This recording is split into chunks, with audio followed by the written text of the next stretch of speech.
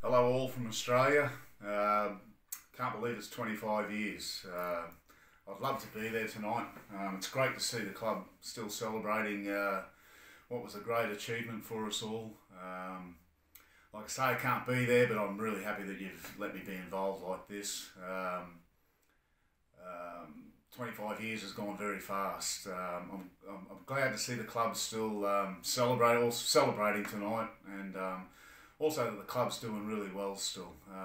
It's great to see that Tubby's done a terrific job keeping the club going, and it's great to see a couple of my other former teammates are involved in the club as well. So that's terrific. I'd like to think I've probably played my part a little bit as well. About 4 or 5 years ago, Tubby and Dawn come and visited us in Byron Bay over here on holiday, and we went down and had a surf one morning. And as a surfer, Tubby makes a pretty good halfback, so he got himself in trouble in the surf, and I had to get in there and drag him out. He was on his way out to the middle of the ocean, so I had to drag him back in. So I guess I've played my part in keeping the club going as well. I've got great memories of my time at Sheffield and my family.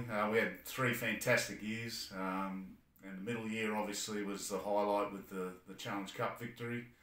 I watched a 10-minute video of it the other day, a highlights package, and still makes the hairs on the back of your neck stand up thinking about what we achieved that day. You know, we're massive underdogs, and I guess that's why we play sport and watch sport, because days like that happen, and it was a real proud moment for me, something I'm really proud to be a part of, and over the years it doesn't diminish any. It was a fantastic achievement.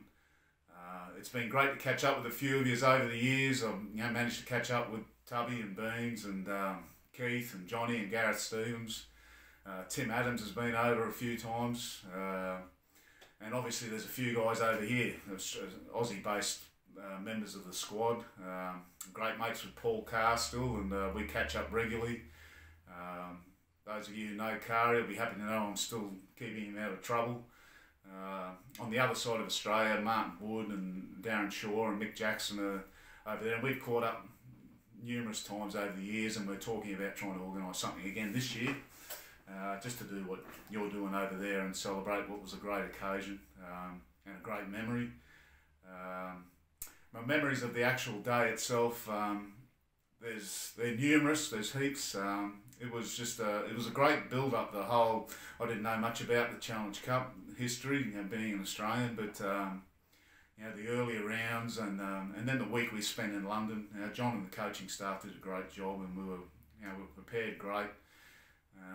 Individually, some players had terrific days, but my lasting memory, I think, is how we performed as a team. Wigan had a great, individually we were a great side, but on the day we played a lot better than them, and there was a 20-minute period in that second half when they had all the ball, and we were comfortably in front, but they had a lot of ball and putting a lot of pressure on us, and